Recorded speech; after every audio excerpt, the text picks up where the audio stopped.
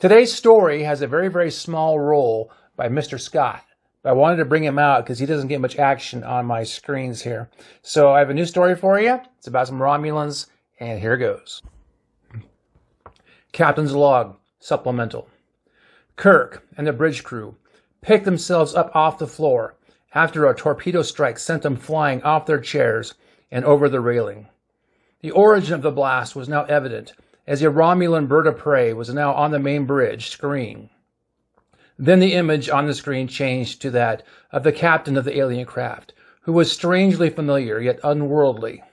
It was Albert Einstein, with Romulan ears and eyebrows. "Surrender, Captain Kirk, or die," Captain Einstein said in a low, menacing German-English tone. Scotty spoke up.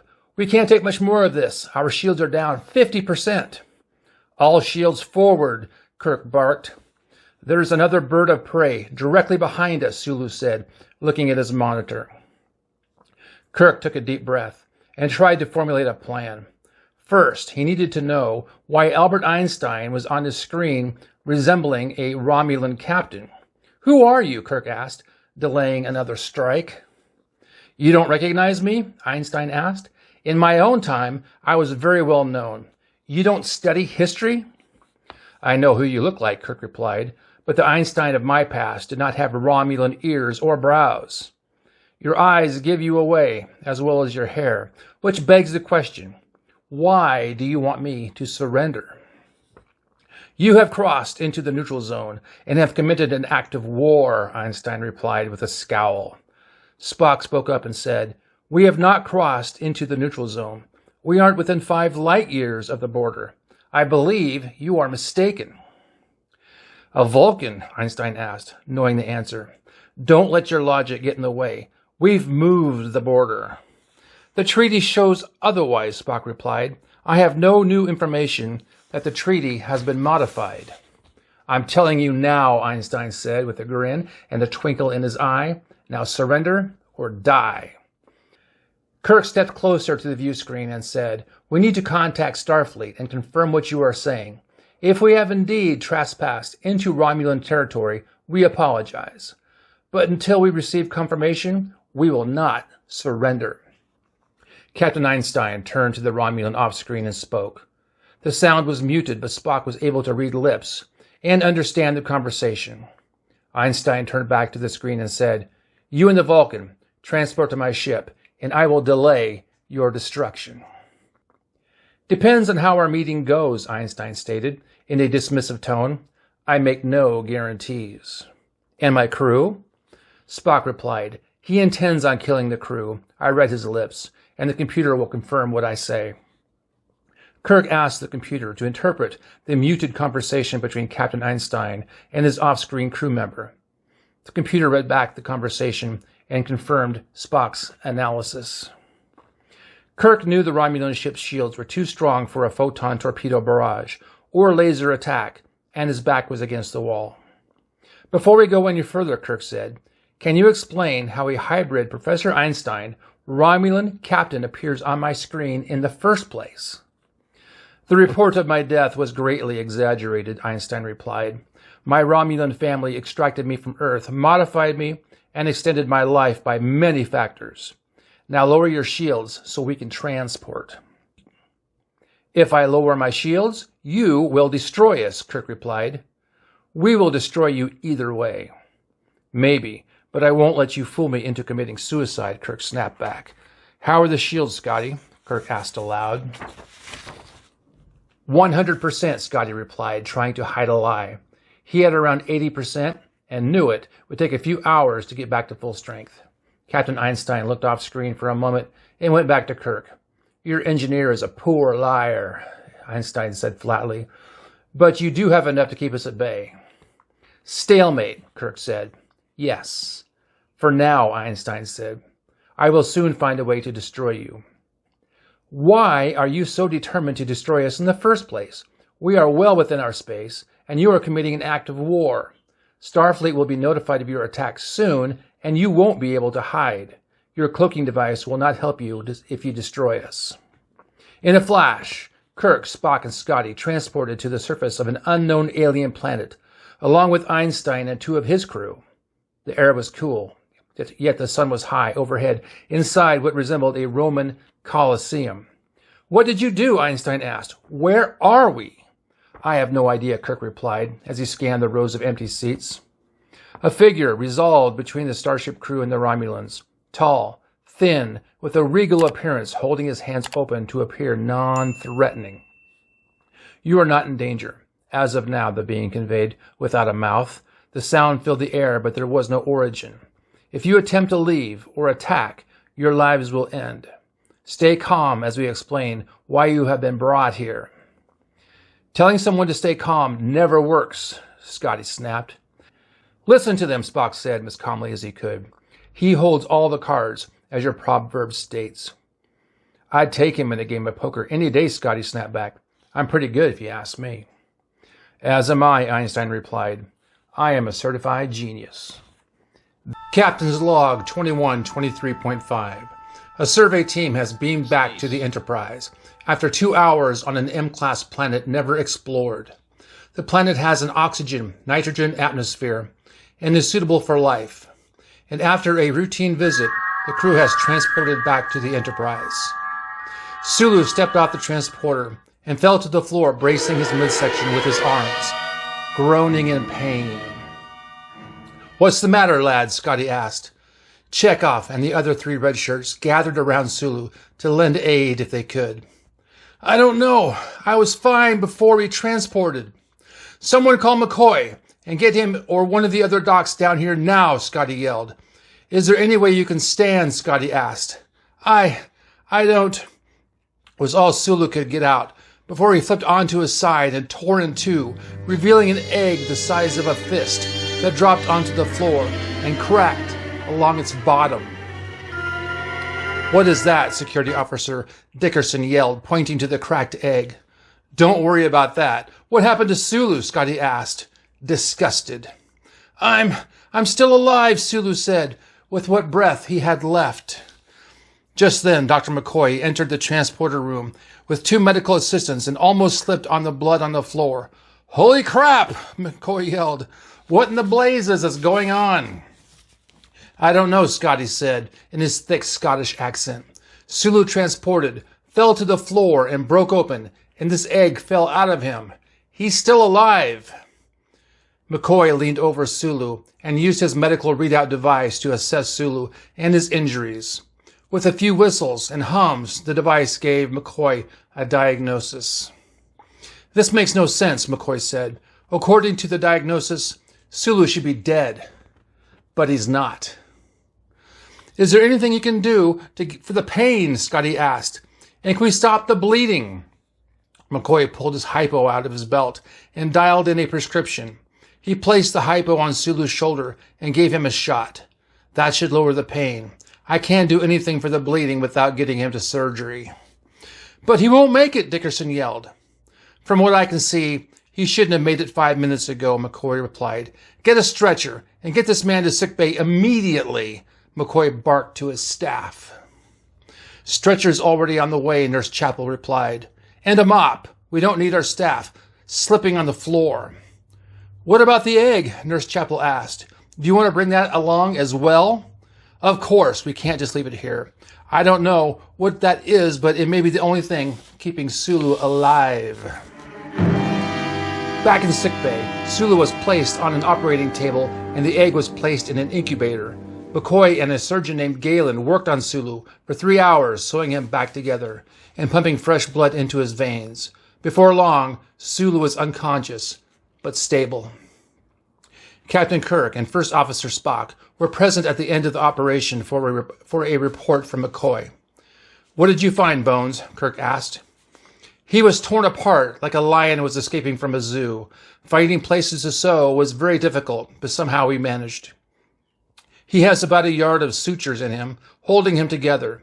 He'll make it, but we need to get him to a starbase as soon as possible for recovery."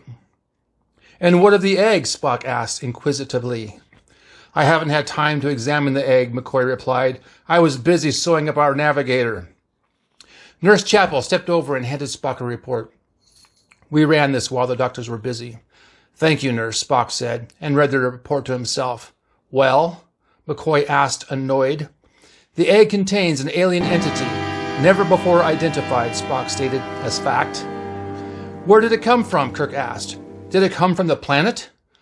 Our transporters automatically filter out any foreign material that wasn't present upon leaving the ship. I don't see any way the egg could have attached itself on the planet and transported to the Enterprise without being detected, Spock replied. Then he had it before he left, Kirk asked. How in the hell did that happen? McCoy asked. Is there something on this ship laying eggs in us that we don't know about? It would seem so, Spock replied, flatly. The name of the story is Decker, from Commodore Decker. Captain, look, Sulu yelled, pointing to the ground between them. Kirk looked down to his left and saw Security Officer Dickerson lying in a heap of twisted, steaming flesh and bones, turned inside out and shaking like a bowl of Jell-O. Bones, Kirk yelled in shock, waving his phaser around in a panic. What happened to Dickerson? McCoy stepped around Kirk and pulled out his tricorder, adjusting the buttons to get a reading. He bent down on one knee and ran his probe over the top of the steaming pile of flesh and bones as the instrument whined and attempted to read life signs. He's dead, Jim. Is there anything you can do? Kirk asked. I'm a doctor, Jim, not a miracle worker, McCoy replied. This man has been torn to pieces in some transporter malfunction. He never had a chance. Transporter malfunction? Sulu asked. What about us? We made it. Scotty spoke up. This was no transporter malfunction. No transporter of mine could do this. There are too many safeguards set in place in the software. Then how do you explain this? Sulu asked. I don't know, but it wasn't my transporter. Maybe there was some sort of planetary interference that we couldn't account for. There could be 100 reasons, Scotty replied. Kirk looked away from the mess of blood and bone and tried to come up with a plan. Spock, what's your evaluation? I don't have enough information at this point to come up with a theory. But for now, I recommend not using the transporter to get back to the Enterprise. We need to mobilize a shuttlecraft. That's a good idea. Contact the Enterprise and get a shuttle down here now and a crew to dispose of Dickerson's body, Kirk replied. We need to know now what's going on. Sulu, use your tricorder and take as many readings as possible. And Spock, you do the same. I need answers. And I need them now. Sulu turned on his tricorder, but before he could take a step, received some unusual readings. He scanned the landscape of the planet and noticed a thin fog that floated above their heads, hovering just out of reach. Captain, I'm getting some unusually high power readings coming from above us, like radio waves, but different. Spock added, I too am reading unusually high energy waves, nothing like I have seen before, and they seem to be radiating from about 100 yards directly in front of us.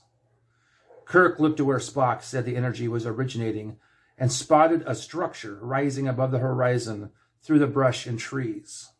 I see something, Kirk stated. Spock, try to get some readings on that structure. McCoy spoke up. I hope you're not planning on visiting whatever that is.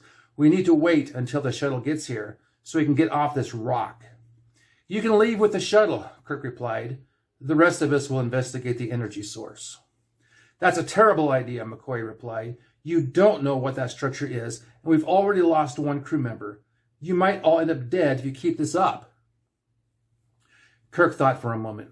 He didn't want to seem weak, but he knew McCoy had a point. What do you think, Spock? Should we investigate, stay put, or take a shuttle back to the Enterprise? Logic dictates we regroup on the Enterprise and utilize our tricorder readings to formulate a plan to properly investigate the structure and power source, Spock replied. McCoy nodded and stated, Listen to Spock. He's right. We need to get back to the Enterprise before we all die. Belay that order, a man's voice called out from behind the crew. Kirk immediately recognized the voice as Commodore Decker as he spun around to see him alive, standing in the flesh. Matt? Kirk asked. I thought you were dead. Did you see me die? Decker cried out.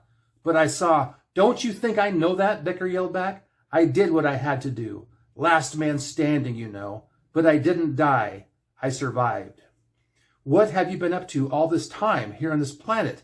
Kirk asked. Spock interrupted. This is not Commodore Matt Decker, Spock stated as fact.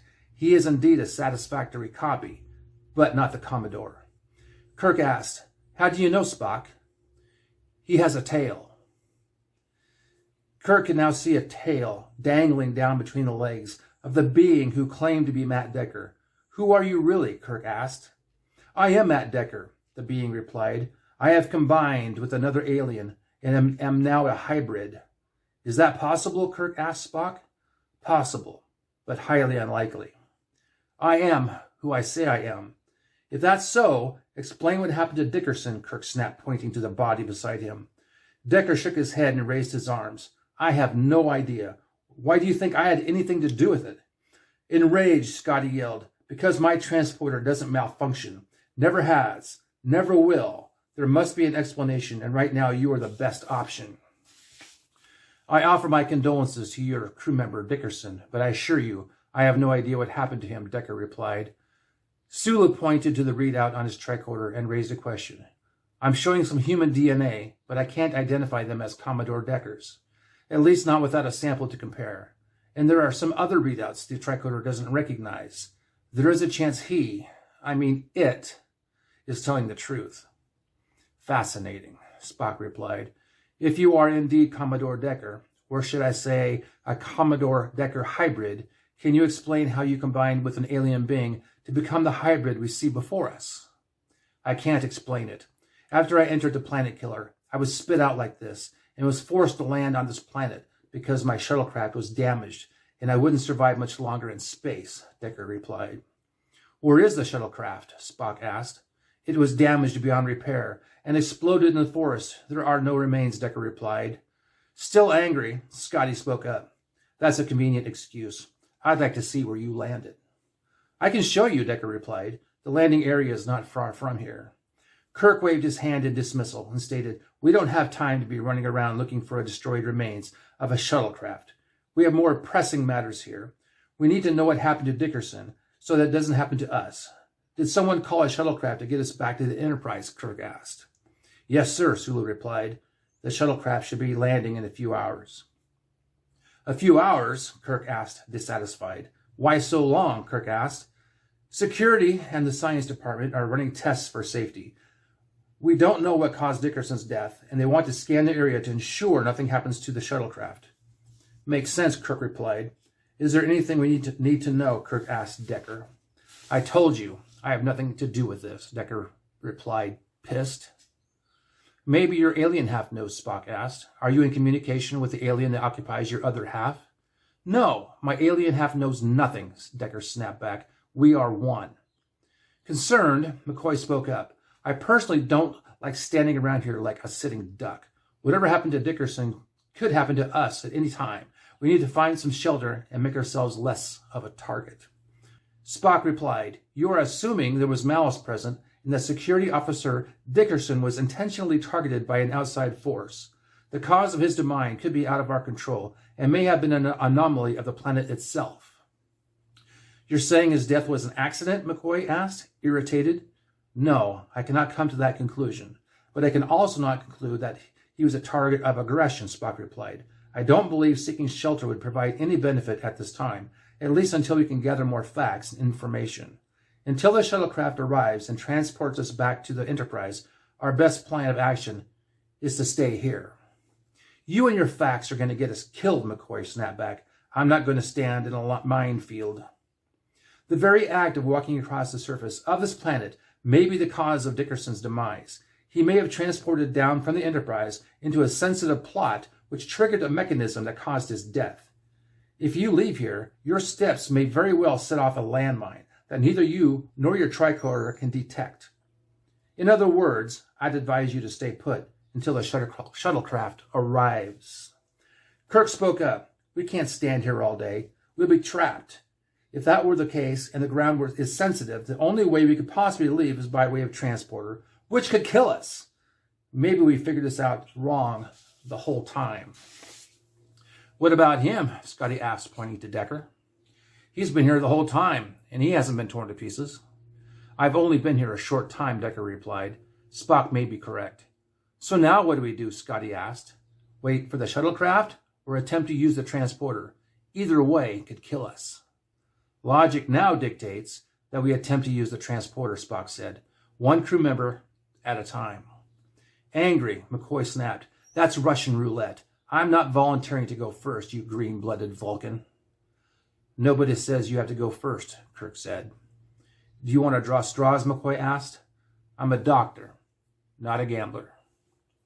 Thank you for listening to my little story. If this goes over well, I'm a prolific writer, and I'll make more. That was very enjoyable. A little side note, part of this little project is working on my speech. When I was a kid, I had to see a speech therapist. That was always fun, getting pulled out of class into the hallway to talk to a speech therapist to run numbers and words. And lately, with all the voiceovers I've been doing on my channel, I've been noticing an improvement in my voice. I kind of have a tendency to, I don't know if it's stuttering or mumbling or talking fast, but from what I understand, it's kind of tied to some sort of epilepsy. It might be, I'm not diagnosed that way, but anytime I can practice, it helps. I've noticed my enunciation and pronunciation and my speed has improved greatly. And to me, this is kind of like therapy. So if you like what I do, it helps me. It's entertaining for you. And thanks for showing up.